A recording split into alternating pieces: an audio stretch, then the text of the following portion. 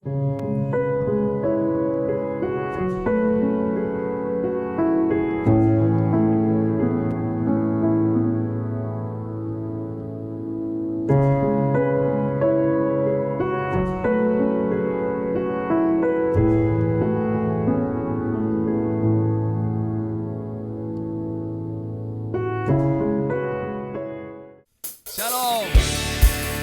Mari sama-sama kita memuji Tuhan, bahwa Tuhan telah menjadi pembebas kita pada hari ini. Haleluya. Mari semua nyanyi haleluya dan melompat untuk Raja kita, besar mulia Dia Yesus Tuhan, Nebus pembebas kita. Mari semua nyanyi haleluya dan melompat untuk Raja kita, besar mulia Dia Yesus Nebus pembebas kita. Dari utara sampai ke selatan, biarlah nama Tuhan dimuliakan. Biarlah semua yang bernafas memuji-muji namanya. Karena besar kasih setiamu Tuhan, karena anugerah-Mu diselamatkan. Yesus, ku bersyukur dan ku bersuka dari selamanya sampai selamanya.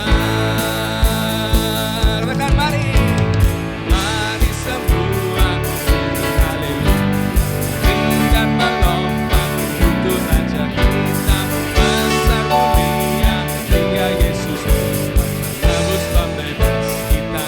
Mari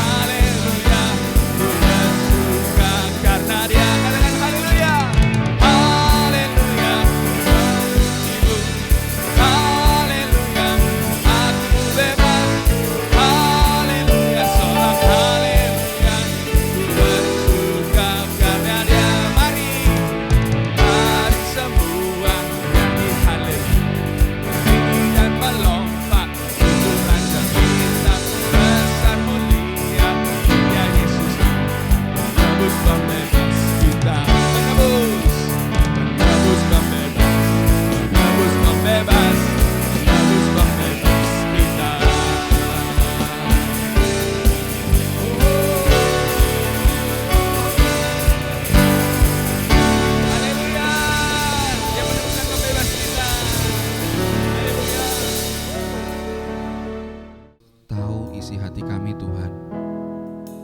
Engkau mengetahui semua yang ada dalam kehidupan kami. Jamah kami saat ini Tuhan, jamah kami.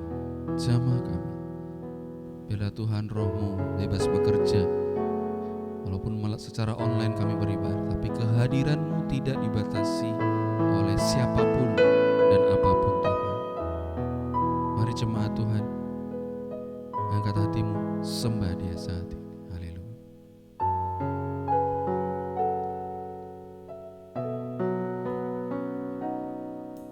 Kau tahu hatiku Tuhan, Kau tahu rinduku Tuhan, Kau tahu harapku, Kau tahu mimpiku di tangan-Mu Tuhan. Dalam setiap jalanku, dalam segenap langkahku, hanya Kau Tuhan yang ku andalkan menghadapi semua. Yesus, Kau anugerah terindah dalam hidupku. Kau sungguh berarti di setiap jalanku. Anugerah-Mu selalu mempesonaku. Yesus, Kau terbaik. Yesus, Kau termanis di dalam hidupku.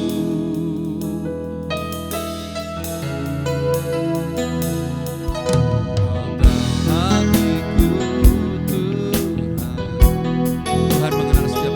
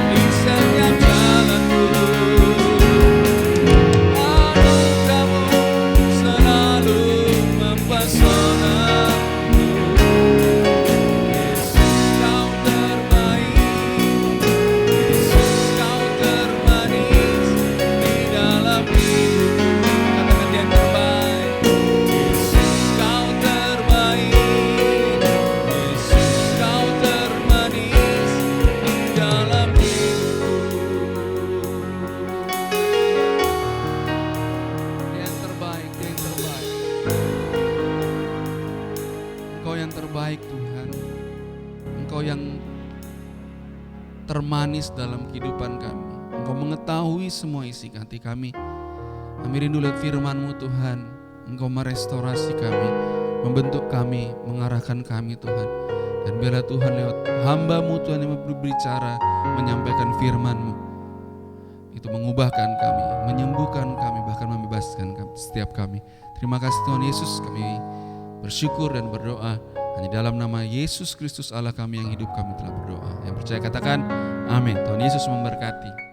Salam sejahtera, saudara jemaat yang dikasihi oleh Tuhan dimanapun kita berada saat ini. Saya percaya Tuhan bersama-sama kita, Tuhan Yesus yang setia dahulu, hari ini, dan sampai di masa yang akan datang Dia tetap akan menyertai saya dan saudara di dalam kehidupan yang penuh dengan lembah. Kadang ada di atas keadaan kita, kadang ada di bawah kekuatan kita, di dalam keadaan tidak mudah. Tuhan Yesus tetap setia, Tuhan Yesus tetap ada, dan kuasa Roh Kudus yang menyertai saya dan saudara akan menemani, membimbing kita di dalam semua keadaan. Yang percaya katakan amin. Nah saudara, kita ada saat ini, 2 minggu yang lalu saya khotbah tentang ketabahan dan ketulusan. Kita sedang terus rindu untuk Tuhan bekerja di dalam setiap kehidupan saya dan saudara, untuk kita memiliki kekuatan karakter dan penyertaan dari Roh Kudus. Kita ada di minggu-minggu peringatan kenaikan Yesus Kristus, dan di dalam peristiwa di Alkitab tertulis waktu Yesus naik ke surga, maka terjadi pencurahan kuasa Roh Kudus, terjadi kebangunan rohani di loteng Yerusalem. Dan kita sedang rindu itu terjadi bagi gereja Tuhan secara umum, secara global, dan juga bagi jemaat di GBI Arauna secara khusus. Kita rindu Roh Kudus tetap dinyatakan, Roh Kudus bekerja dengan cara yang ajaib, mencurahkan kuasanya, mencurahkan kebangunan rohani di tengah-tengah saya dan saudara. Hari ini kita akan sama-sama belajar, saya pun terus menjadi murid dalam pengajaran yang kita akan sama-sama dengar dan pelajari. Saya memberi judul 2 kehilangan yang mengerikan. 2 kehilangan yang mengerikan. Ya. Dan kita akan mengawalinya dengan mengenal satu jemaat yang ditulis oleh Alkitab. Kita buka di Wahyu 2, ayat yang pertama sampai ayat yang keempat. Tuliskanlah kepada malaikat jemaat di Efesus. Inilah firman dari Dia yang memegang 7 bintang itu di tangan kanannya dan berjalan di antara 7 kaki dian emas itu. Aku tahu segala pekerjaanmu, ya. Ini dikatakan kepada jemaat Efesus, baik jerih payahmu maupun ketekunanmu, aku tahu bahwa engkau tidak dapat sabar terhadap orang-orang jahat, bahwa engkau telah mencobai mereka yang menyebut dirinya rasul. Tetapi yang sebenarnya tidak demikian, bahwa engkau telah mendapati mereka pendusta. Dan engkau tetap sabar dan menderita oleh karena namaku, dan engkau tidak mengenal lelah. Ayat yang keempat, mari kita baca bersama-sama 2, 3. Namun demikian aku mencela engkau karena engkau telah meninggalkan kasihmu yang semula. Saudara, kita belajar sedikit tentang latar belakang jemaat di Efesus. Efesus itu nama kota. Kalau saudara membaca, melihat keadaan sekarang bahwa jemaat-jemaat yang ditulis di kitab Wahyu itu sama sekali hari ini sudah tidak ada. Ya, bahkan di Turki itu hanya sisa reruntuhan, saudara. Nah, jemaat di Efesus ini bukan manusia yang memuji. Ternyata saudara, di setiap jemaat, di setiap katakanlah komunitas orang percaya atau gereja, ada malaikat-malaikat yang Tuhan tempatkan untuk menjaga, mengawasi, melihat. Nah, di jemaat di Efesus ini dikatakan mereka itu hampir boleh dikata no mistake, enggak ada kesalahan, hebat. Mereka adalah orang apa dikatakan itu? Mereka orang yang jerih payahnya luar biasa, ya, ketekunannya ikut Tuhan, ya, bekerja bagi Tuhan itu luar biasa. Mereka orang katakanlah orang percaya yang dikatakan sabar. Wah, mereka benar-benar memiliki sifat dan karakter yang sabar. Ini ditulis di Wahyu. Bahkan mereka memiliki ketajaman untuk bisa membedakan mana ini istilahnya hamba Tuhan yang benar, ya, rasul yang benar, hamba Tuhan yang benar, atau mereka adalah hamba-hamba Tuhan yang palsu, atau mereka yang tidak berkata sebenarnya atau pendusta. Jemaat Efesus juga sabar dalam penderitaan. Mereka tidak kenal lelah. Ya, mereka sungguh-sungguh katakanlah mungkin mengerjakan hal-hal yang luar biasa. Itu jemaat Efesus. Tetapi jemaat di Efesus didapati ada 1-2 hal yang sangat mengerikan, sangat serius. Apa itu? Dikatakan bahwa jemaat di Efesus mereka mengerjakan itu semua. Mereka dikenal baik. Mereka kalau bahasa zaman sekarang mereka orang Kristen yang baik, yang tidak bercela. Tetapi jauh di dalam itu dikatakan mereka meninggalkan kasih yang semula. Apa itu kasih yang semula, saudara? Saya memakai analogi, pernahkah saudara jatuh cinta? Mungkin kepada pasangan saudara. Atau waktu pertama kali melihat anak lahir ya. Lebih-lebih kalau anak yang dinanti-nantikan. Itu jatuh cinta mula-mula. Falling in love in the first time ya. Kasih yang semula. Di situ mix ya antara terharu, kangen, rindu, haus, gairah yang luar biasa. Itulah cinta yang mula-mula. Dan dikatakan jemaat di Efesus itu kehilangan kasih atau cinta yang mula-mula. Mari kita baca terlebih dahulu, ada satu ayat yang juga penting kita pelajari. 1 Yohanes 4 ayat 20 sampai 21. Jikalau seorang berkata aku mengasihi Allah dan ia membenci saudaranya, maka ia adalah pendusta. Karena barang siapa tidak mengasihi saudara yang dilihatnya, tidak mungkin mengasihi Allah yang tidak dilihatnya. 21. Dan perintah ini kita terima dari dia. Mari kita baca. Barang siapa mengasihi Allah, ia harus juga mengasihi saudaranya. Ada 2 hal penting yang kita diingatkan, termasuk saya. Yang pertama, kasih kepada Allah, cinta mula-mula kepada Allah. Yang kedua adalah kasih kepada saudara-saudara kita. Yang pertama saudara seiman dan juga sesama kita. Sudah dikatakan bahwa kalau kita mengasihi Tuhan, tapi kita membenci saudara-saudara kita, baik mereka yang di dalam Tuhan, saudara-saudara seiman, maupun yang orang lain, saudara, sesama manusia. Kita mengasihi Allah, tapi kita melukai orang lain, membenci orang lain. Bahkan mungkin mereka yang punya kepercayaan atau keyakinan berbeda, dikatakan kita adalah pendusta. Perhatikan ini, hari-hari ini banyak orang mengatakan diri dekat dengan Tuhan, tetapi mengasihi sesamanya tidak dikerjakan. Dikatakan, kenapa barang siapa tidak mengasihi saudara yang dilihat, yang sama yang kelihatan aja kita nggak bisa. Penuh kasih, lemah lembut, penuh pemahaman, penuh kasih, saudara ya, generous, murah hati, maka kita tidak mungkin mengasihi Allah yang tidak terlihat. Ini menemplak saya terlebih dahulu, mengingatkan kita semua bahwa barang siapa mengasihi Allah, ia juga harus mengasihi saudaranya. Masih ingat salib? Vertikal dan horizontal. Mengasihi Allah dan mengasihi sesama kita. Love God, love people. Nah saudara, jemaat Efesus ini saudara, jemaat di Efesus ini langsung apa yang terjadi? Dikatakan malaikat itu mencela mereka. Padahal mereka secara lahiriah, secara umum mereka melakukan semua hal dengan baik. Mereka beribadah, mereka melayani, aktif dalam pekerjaan Tuhan.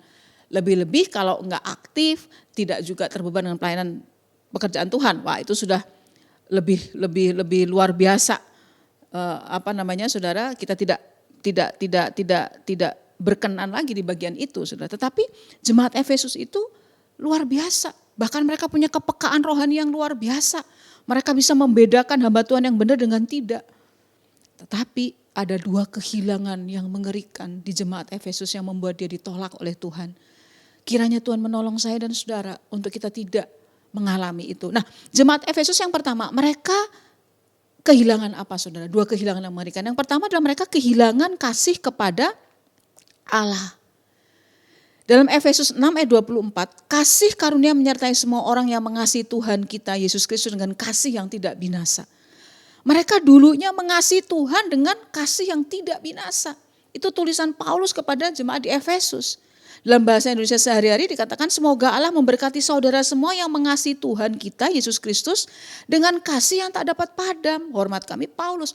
Paulus melihat jemaat Efesus adalah orang-orang yang mengasihi Tuhan dengan kasih yang menyala-nyala. Katakan sama-sama kasih yang menyala-nyala. 2, 3. Kasih yang menyala-nyala. Kasih semula, cinta mula-mula itu adalah cinta yang menyala-nyala. Apakah saya dan saudara setelah 2 tahun pandemi ini atau di masa-masa yang ke depan kita masih menyala-nyala bagi Tuhan? Atau ada banyak sampah, ada banyak kotoran, ada banyak kerak yang kita harus buang. Supaya kita memiliki kasih yang tak dapat padam kepada Kristus. Jemaat Efesus didapati mereka kehilangan kasih mula-mula kepada Allah. Mereka beribadah secara lahiriah, mereka mengerjakan kewajiban-kewajiban agama. Tetapi kasih, kehausan, jatuh cinta kepada Tuhannya hilang, saudara.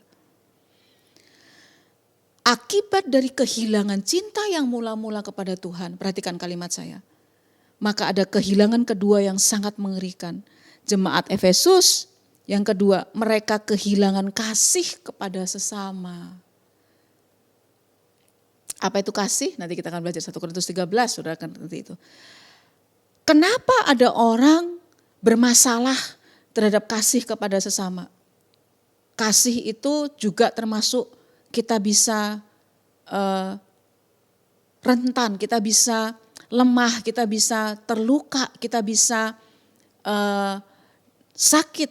Tetapi kita selalu punya energi balik, katakan sama-sama energi balik. Energi balik untuk kita di posisi mengasihi, menerima, memberkati sesama kita, terlebih orang-orang yang ya di dekat kita, saudara. Kasih kita itu diuji dari orang-orang yang ada di dekat kita. Apakah mereka mengalami dan menerima kasih dari kita?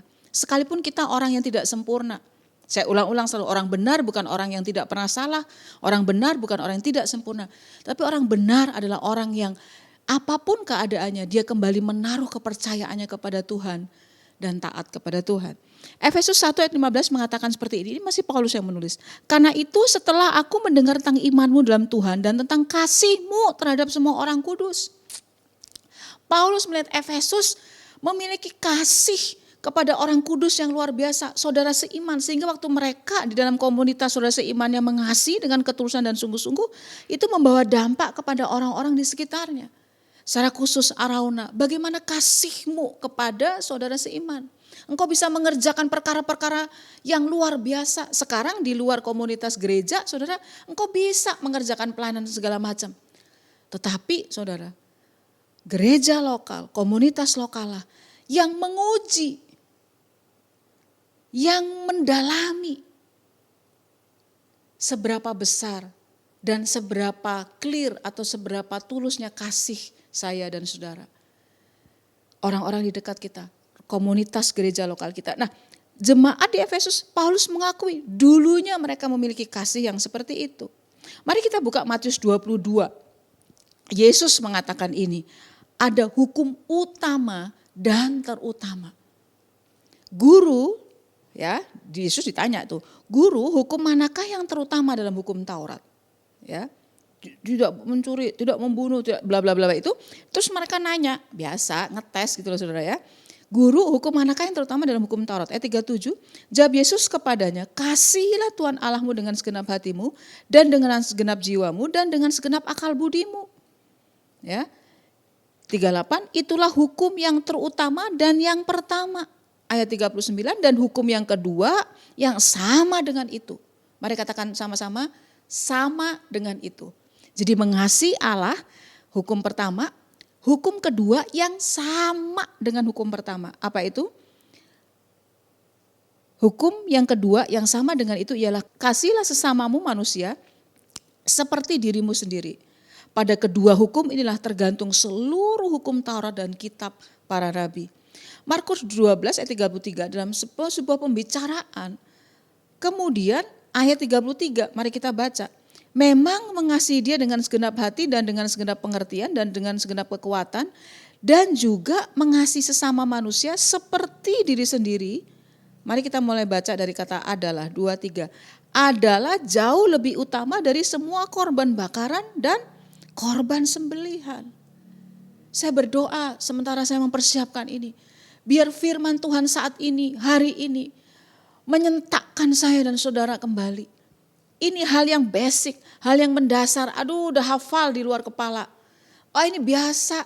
Saya tahu ini sesuatu yang khotbah yang sangat simpel, sangat sederhana. Tapi di dua kebenaran ini, di dua hukum ini tergantung dikatakan Yesus. Ya, semua hukum Taurat dan kitab para nabi. Hukum yang utama dan terutama. Dan dua-duanya sama dikatakan. Itu Yesus yang bilang. Bahkan saudara, jauh lebih utama daripada semua korban bakaran dan korban sembelihan. Ini yang jemaat di Efesus kehilangan. Mereka mengerjakan korban bakaran, korban sembelihan atau korban apa saja. Itu penting, itu tidak dihapus.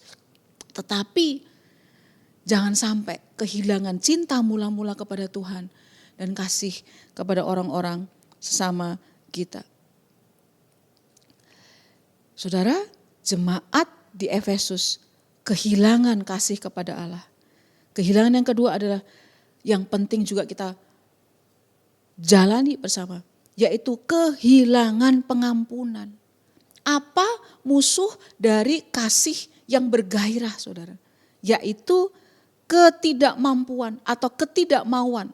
Ya, sebenarnya tidak mengampuni itu bukan tidak mampu, tetapi tidak mau. Beda mampu dan mau, saudara. Kalau kita mau, kita putuskan untuk kita bisa. Nah, kehilangan yang kedua adalah kehilangan pengampunan, tidak mau mengampuni. Ada satu tulisan yang bagus sekali di depan saudara. Siapa yang pertama kali minta maaf atau memaafkan, itu adalah orang yang paling berani. Siapa yang pertama mengampuni, itu adalah orang yang terkuat. Dan orang yang pertama melupakan itu semua adalah orang yang paling berbahagia. Yang percaya katakan amin. Saudara, kita tidak mungkin melupakan rasa sakit atau luka. Saya bukan hanya mengampuni, tapi saya mungkin harus minta ampun.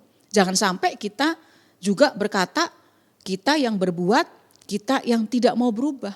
Sekalipun perubahan kita kemudian saudara, orang lain atau orang di sekitar kita meragukan atau mengatakan, dia gak berubah, dia hanya untuk kesenangannya sendiri. Tetapi mari kita menguji hati dan batin kita di hadapan Tuhan. Kita tidak mungkin to forget everything, melupakan semua karena kita gak hilang ingatan. Tetapi waktu kita mengampuni, kita masih ingat, tetapi kita tidak terluka, kita tidak lagi tersulut. Ya, kata sulut itu adalah trigger begitu saudara, kayak gitu api. Apakah kita masih sering tersulut dengan segala hal yang melukai kita? Tapi waktu kita melepaskan itu, melupakan, bukan melupakan kejadian dan hilang ingatan, tapi mengizinkan semua itu diganti dengan damai sejahtera Tuhan, dengan penuh kasih dan pemahaman. Nanti kita akan belajar di segmen berikutnya. Nah, apa yang penting dari pengampunan, saudara? Apa kepentingan atau mengapa pengampunan itu penting? Ya, yang pertama, pengampunan merupakan syarat supaya kita diampuni Tuhan. Mari baca yang saya garis bawahi dengan huruf tebal juga. 2, 3. Pengampunan merupakan syarat supaya kita, saya dan saudara apa? Diampuni Tuhan. Matius 6 ayat 14. Karena jikalau kamu mengampuni kesalahan orang, Bapamu yang di surga akan mengampuni kamu juga. Tetapi jikalau kamu tidak mengampuni orang, Bapamu juga tidak mengampuni kesalahanmu. Halo, waktu kita tidak mengampuni orang lain, maka Bapa kita yang di surga juga enggak mengampuni saya dan saudara. Karena saya dan saudara adalah orang-orang yang diampuni Tuhan. Bahkan Alkitab katakan Yesus mati selagi saya dan saudara masih berdosa. Yang kedua, kenapa pengampunan itu penting? Izinkan Roh Kudus menjamah saya dan saudara saat ini. Pengampunan merupakan syarat supaya doa saya dan doa saudara dijawab. Siapa yang mau doanya dijawab Tuhan? Pasti banyak yang bilang amin. Kenapa ada orang-orang dalam keberdiamannya, doa-doa yang bahkan tidak dipanjatkan, baru ada di dalam hati. Tuhan bisa memenuhi itu semua. Karena ini saudara, saudara mau doa saudara dijawab? Yang kedua, kenapa pengampunan penting? Pengampunan merupakan syarat supaya doa kita dijawab. Markus 11 ayat 25. Dan jika kamu berdiri untuk berdoa, ampunilah dahulu sekiranya ada barang sesuatu dalam hatimu terhadap seseorang. Supaya juga Bapamu yang di surga mengampuni kesalahan-kesalahanmu. Ayat 26. Tapi jika kamu tidak mengampuni, maka Bapamu yang di surga juga tidak akan mengampuni kesalahan-kesalahanmu. Jadi waktu kita berdoa, waktu kita datang kepada Tuhan, waktu kita minta permohonan doa, kalau ada yang gak benar di hati kita, kalau ada sesuatu yang menghalangi doa kita, yaitu perasaan kita yang masih gundah gulana, saudara. Alkitab katakan, ampuni, selesaikan. Bagaimana kalau orang lain tidak mau menyelesaikan? Selesaikan hatimu, bereskan hatimu. Kenapa? Waktu engkau mempersembahkan korban, engkau sedang berdoa, dan semua hal-hal yang tidak beres itu diselesaikan. Alkitab katakan, baru kita bisa berdoa. Saudara. Doa kita penuh dengan kuasa. Yang percaya katakan amin. Nah saudara, mengapa kita harus mengampuni? Kenapa sih pentingnya pengampunan itu? Sehingga kita tidak kehilangan hukum yang utama dan terutama itu. Kenapa? Waktu kita gak mengampuni, Bapa di surga kita gak mengampuni. Kita kehilangan kasih kepada Tuhan, itu hukum yang pertama. Waktu kita tidak mengampuni orang-orang di sekitar kita, saudara-saudara kita, sesama kita, maka mezbah kita, korban bakaran kita tidak diterima oleh Tuhan. Nah mengapa kita harus mengampuni? Tadi kenapa pengampunan itu penting? Nah mengapa kita harus mengampuni? Yang pertama, karena kita orang berdosa. Yang percaya katakan amin. Saya dan saudara orang berdosa. Karena kita orang berdosa maka kita harus mengampuni orang lain. Mari kita baca bersama-sama Efesus 4 ayat 31, 2, 3. Segala kepahitan, kegeraman, kemarahan, pertikaian, dan fitnah hendaklah dibuang. Katakan sama-sama dibuang. Jemaat Arang yang saya kasih, 2, 3, dibuang dari antara kamu. Pahit, geram, marah, pertikaian, fitnah harus dibuang. Demikian pula segala kejahatan. Nah apa itu saudara? Segala kejahatan yang gak disebutin, segalanya harus dibuang. Ya. Kalau iri ya sudah termasuk semua di situ. Kalau gosip sudah termasuk semua karena segala kejahatan. Ayat 32. Tetapi hendaklah mari sama-sama saya dan saudara kita belajar. Kamu ramah seorang terhadap yang lain, penuh kasih mesra dan saling mengampuni sebagaimana Allah di dalam Kristus telah mengampuni saya dan saudara. Kenapa mengampuni itu soal mau dan tidak mau, bukan soal mampu. Karena kita kalau kita mau kita bisa. Orang saya dan saudara ini orang berdosa yang harusnya sampah, Tuhan ampuni. Masih ingat perumpamaan yang algojo itu? Seorang raja dengan seorang yang kemudian menagih hutang yang tidak seberapa dari saudaranya. Padahal dia sudah diampuni, dia dilepaskan. Saya berdoa, apapun yang kau sedang hadapi, di masa lalu kah, di masa ini kah, engkau dirugikan, engkau disakiti atau apapun, mungkin orang terdekatmu mengecewakan dan terus-terus itu. Mari izinkan Roh Kudus dan kuasanya melingkupi, bekerja dalam hidup saya dan saudara. Nah mengapa kita harus mengampuni? Yang kedua, siap untuk mengampuni berulang kali. Kita harus mengampuni, kenapa kita harus siap? Nih perintah, semua pelanggaran perintah Allah adalah dosa. Matius 18 ayat 21, kemudian datanglah Petrus dan berkata kepada Yesus, Tuhan sampai berapa kali aku harus mengampuni saudaraku jika ia berbuat dosa terhadap aku? Sampai 7 kali? Sampai berapa kali aku harus mengampuni gembalaku? Sampai berapa kali aku harus mengampuni istriku, suamiku? Sampai berapa kali aku harus mengampuni sahabatku, temanku? Sampai berapa kali? Ini pertanyaan saya bisa ubah seperti itu. Aku harus sabar dan mengampuni anak-anakku. 7 kali dan Yesus jawab ini buat Sari dan saudara, saya dan saudara. Ayat 22. Yesus berkata kepadanya, bukan aku berkata kepadamu, bukan sampai 7 kali melainkan sampai 70 kali 7 kali. Coba anak kita atau orang di dekat kita pernah enggak tuh berapa? Hitung sendiri sudah ya. 7 kali. 70 kali 7 kali. 70 kali 7 kali. Waduh. Kayaknya enggak ada tuh orang yang sehari bisa sebanyak itu berbuat kesana. Mengapa kita harus mengampuni? Yang ketiga, Saudara. Prioritas utama itu mengampuni daripada ibadah. Oh, ibadah enggak penting. Jangan juga diminorkan seperti itu. Tapi Alkitab katakan pengampunan, hubungan kasih kita kepada Tuhan dan juga sesama kita itu utama dibandingkan ibadah. Matius 5 ayat 23, sebab itu jika engkau mempersembahkan persembahanmu di atas mezbah dan engkau teringat akan sesuatu yang ada dalam hati saudaramu terhadap engkau, ya, jadi ingat. Saudara, sebagai gembala pun saya berulang kali meminta maaf kepada jemaat, kepada orang-orang yang ada di sekitar saya, keluarga. Mari kita, perhatikan kalimat saya, mari kita budayakan, mari kita lakukan pengampunan menjadi gaya hidup. Mari sama-sama katakan, pengampunan menjadi gaya hidup. Mengampuni jadi lifestyle. Kenapa ada orang-orang yang pernikahannya berhasil? Komitmen hidup berjemaatnya panjang. Apakah mereka kumpulan orang sempurna? Tidak. Mereka adalah orang-orang yang ahli di dalam mengampuni. Sesakit apapun, seluka apapun. Saya bisa berdiri hari ini karena ada jemaat-jemaat yang setia. Terus mengampuni, terus mengasihi. Saya berdoa supaya kasih Kristus di minggu-minggu pencurahan Roh Kudus ini mengalir di setiap rumah-rumah, di setiap pribadi lepas pribadi. Ayat 24 dari Matius 5. Tinggalkanlah persembahanmu di depan mezbah itu dan pergilah berdamai dahulu dengan saudaramu lalu kembali untuk mempersembahkan persembahan itu. Artinya saudara, pengampunan itu menjadi prioritas sebelum kita beribadah. Apa jebakan atau apa lubang yang membuat seringkali saya dan saudara gagal dalam pengampunan?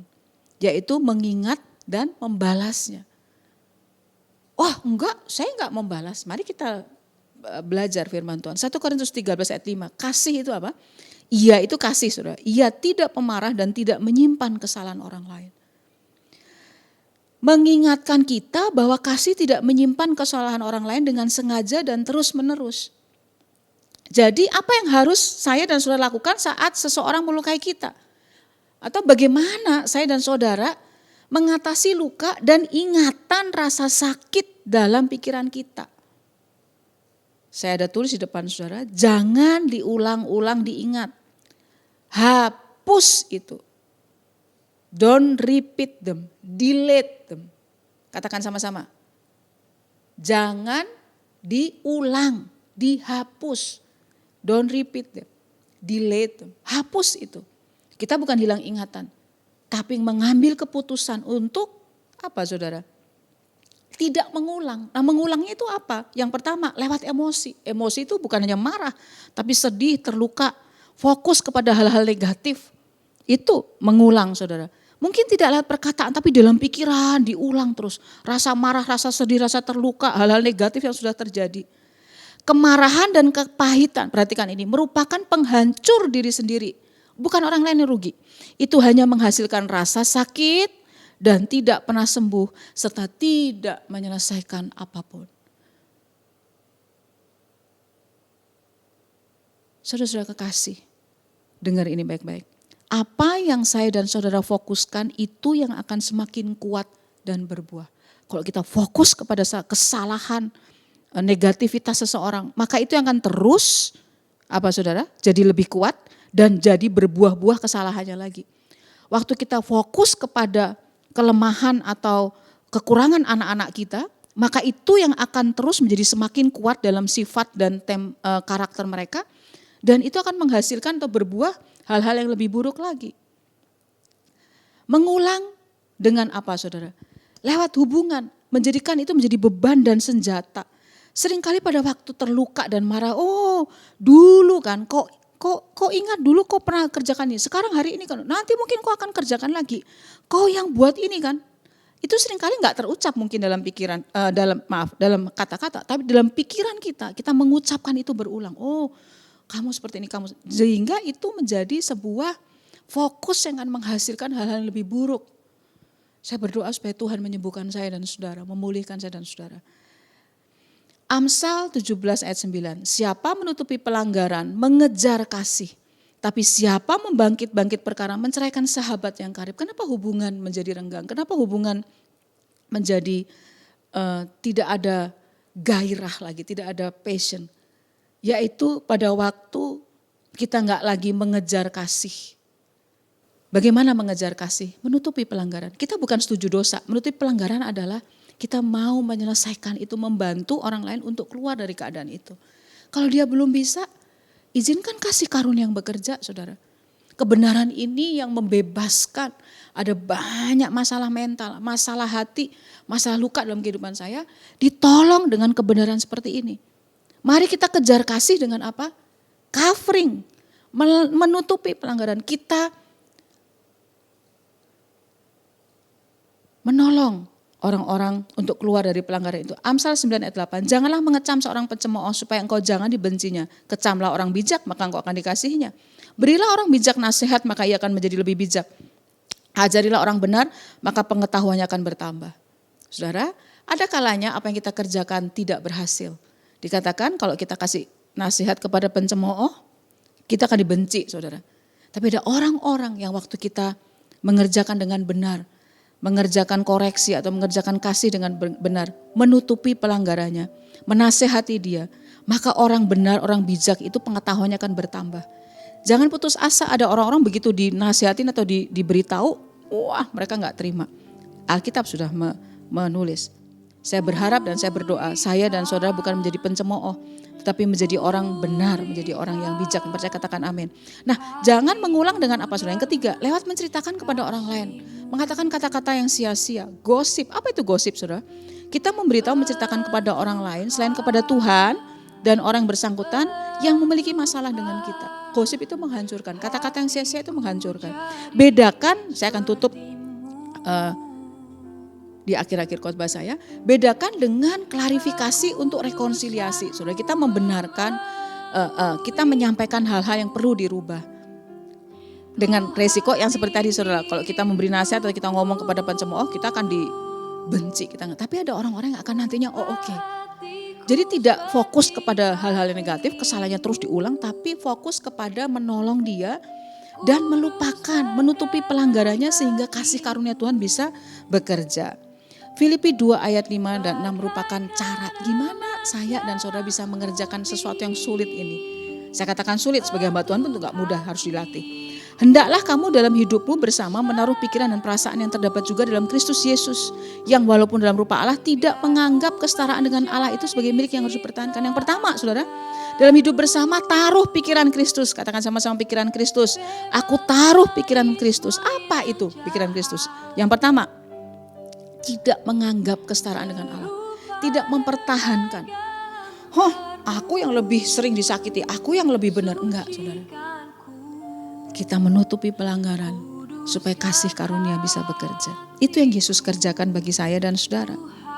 Saya akan tutup dengan Yohanes 14 ayat 26. Mari kita menyerahkan karakter kita untuk dikuasai oleh Roh Kudus. Saya dan saudara, even saya gak akan mampu mengerjakan itu. Tapi Alkitab tulis, Yesus berjanji, kita diberi apa saudara? Yohanes 14 ayat 26. Tetapi penghibur, yaitu Roh Kudus yang akan diutus oleh Bapa dalam namaku, dialah yang akan mengajarkan segala sesuatu kepadamu, akan mengingatkan kamu akan semua yang telah kukatakan kepadamu. Roh Kudus disebut apa? Penghibur. Tidak ada alasan untuk kita terus menyimpan luka dan sakit. Tidak ada alasan untuk kita tidak on fire, passion lagi dengan Tuhan. Karena ada penghibur. Waktu kita datang Roh Kudus, datang Roh Kudus memenuhi hatiku. Penghibur itu datang. Bahkan dalam terjemahan dikatakan bahwa Bapa di surga itu mengirim the advocate as my representative. Dia itu pembela, pengacara. Tahu saudara tugas pengacara?